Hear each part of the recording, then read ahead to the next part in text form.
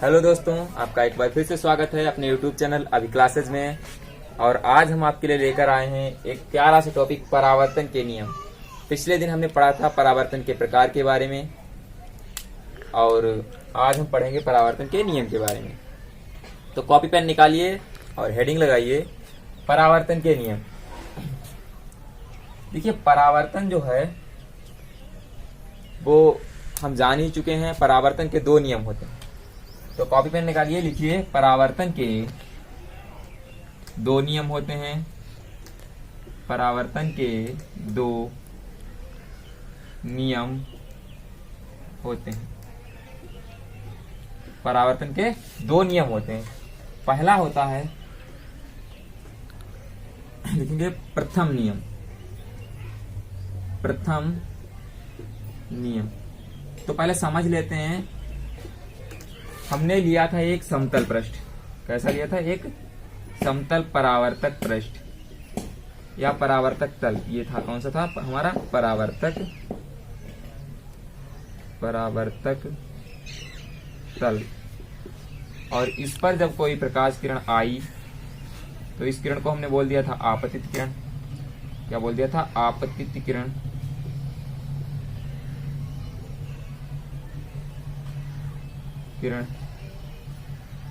और ये जहां पर मिली थी उस बिंदु को हमने आपतन बिंदु बोल दिया था।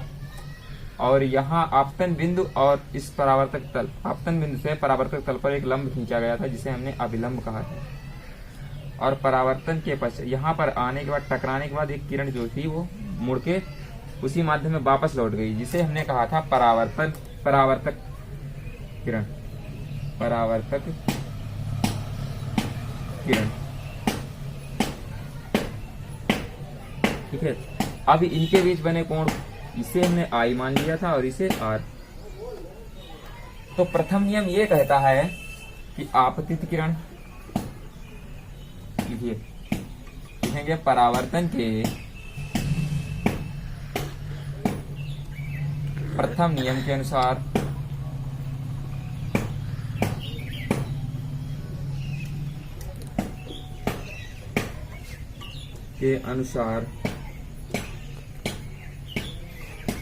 आपतित किरण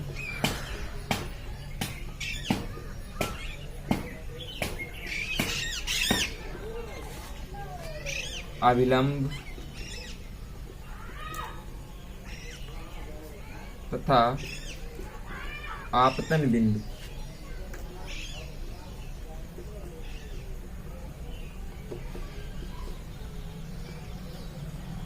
तीनों एक ही तल में होते हैं या एक ही पृष्ठ में होते हैं। ये हमारा परावर्तन का पहला नियम है। कौन कौन सा? कि आपतित किरण, अभिलंब और ये आपतन बिंदु तीनों एक ही तल में हैं। तीनों एक ही तल में हैं। ये हमारा परावर्तन का प्रथम नियम है। दूसरा नियम जो है वो कुछ इस तरह से है। हेडिंग लिखेंगे द्वितीय नियम। परावर्तन का द्वितीय नियम।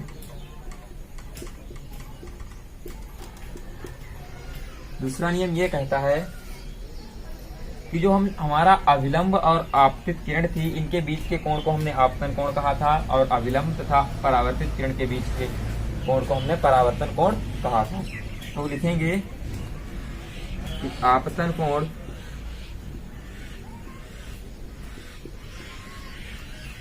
तथा आपतन कोण आई तथा परावर्तन कोण तथा परावर्तन कोण आर बराबर होते हैं। सदैव कैसे होते हैं? बराबर।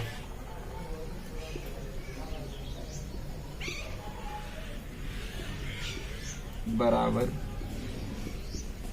होते हैं। हम कह सकते हैं कोण आई इज इक्वल टू कोण आर। ये हमारा परावर्तन का द्वितीय नियम है। ठीक है, दोनों नोट करें। नोट किया? ठीक है, मिटा रहे हैं।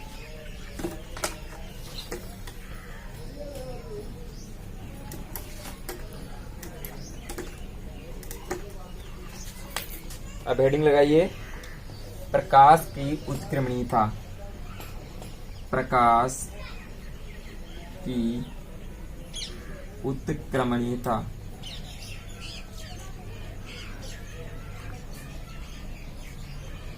देखिए होता कुछ ऐसा है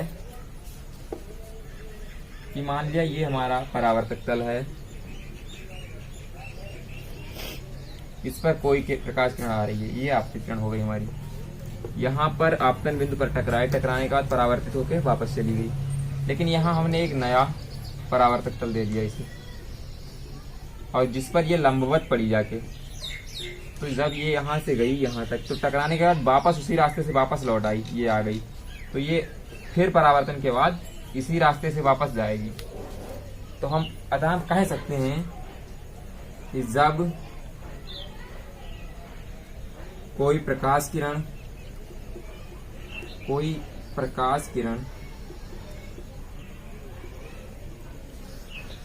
जब कोई आपतित प्रकाश किरण आपतित प्रकाश किरण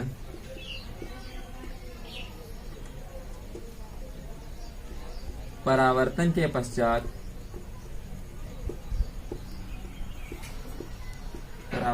पश्चात परावर्तित किरण बन जाती है,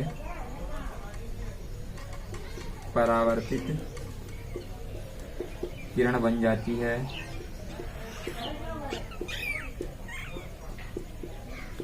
यदि यह प्रकाश किरण पुनः अपने मार्ग से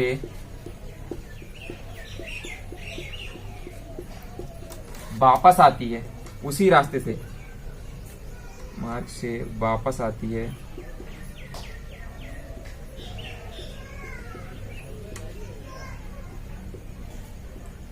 तो यह आपतित किरण के समान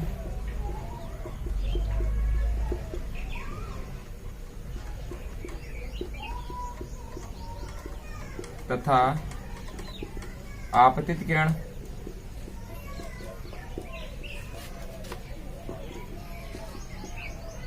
परावर्तित किरण के समान, परावर्तित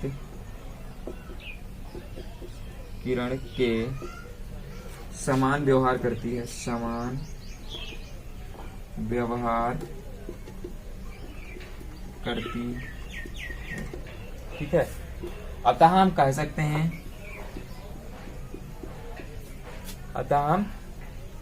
हैं कि प्रकाश में अपने गमन के पथ को, तथा प्रकाश में अपने गमन के पथ को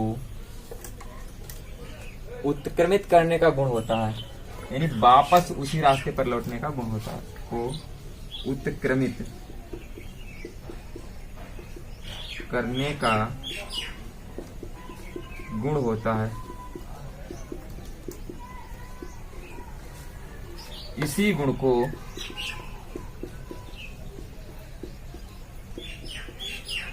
प्रकाश की उत्क्रमणीयता कहते हैं, प्रकाश की उत्क्रमणीयता।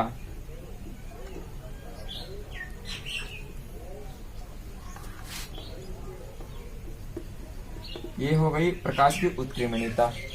नोट करिए, नोट किया? ठीक है, मिटा रहे हैं।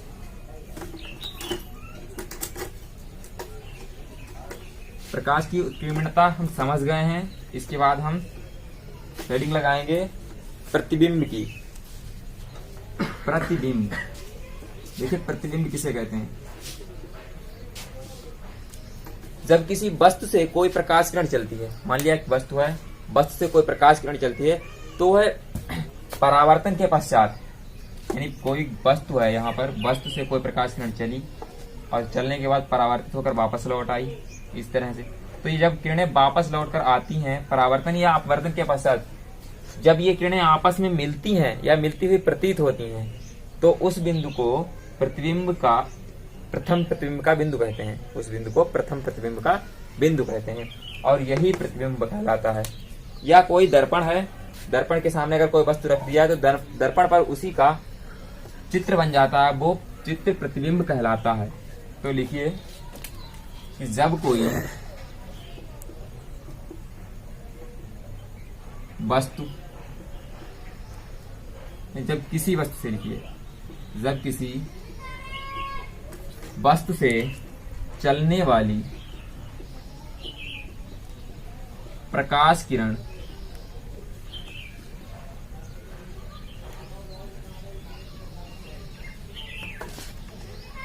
अपवर्तन या परावर्तन, अपवर्तन या परावर्तन के पश्चात आपस में मिलती हैं या मिलती हुई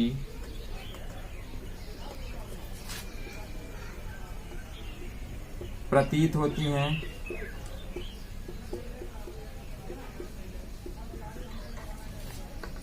उस बिंदु को, उस बिंदु को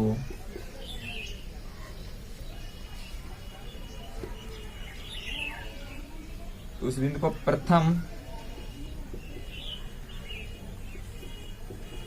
बिंदु का प्रतिबिंब कहते हैं।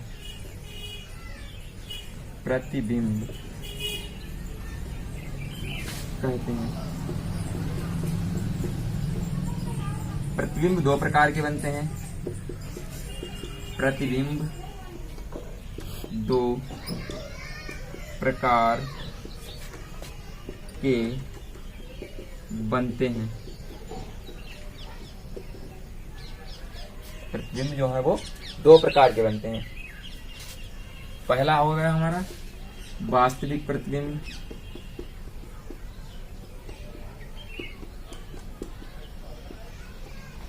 दूसरा होगा हमारा आभासी प्रतिबिंब। आभासी प्रतिबिंब। तो वास्तविक प्रतिबिंब वो होता है जब ये किरणें, जो टकराती हुई किरणें होती हैं, वो वास्तव में मिलती हैं, यानी परावर्तन के पश्चात। जब हेडिंग लगाएंगे वास्तविक प्रतिबिंब और उसी में लिखेंगे हम कि जब परावर्तन के पश्चात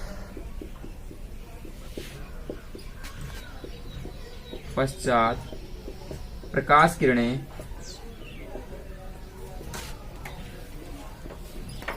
वास्तव में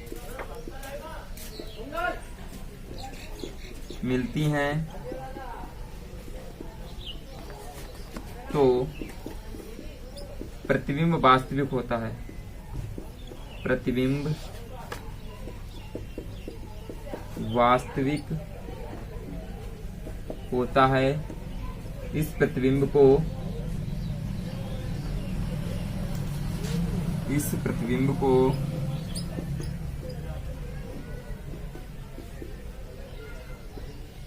पर्दे पर प्राप्त किया जा सकता है। पर्दे पर प्राप्त किया जा सकता है। दूसरा होता है हमारा आभासी प्रतिबिंब। आभासी प्रतिबिंब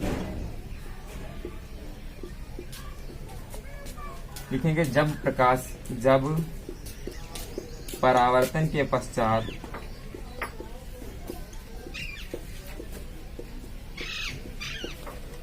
प्रकाश किरणें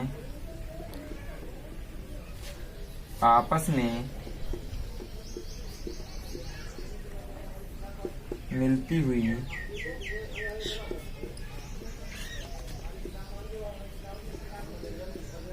प्रतीत होती हैं, परंतु वास्तव में नहीं मिलती। परंतु वास्तव में नहीं मिलती।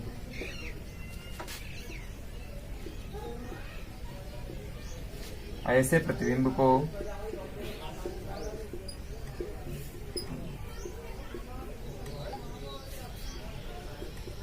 आभासी प्रतिबिंब कहते हैं। आभासी प्रतिबिंब कहते हैं।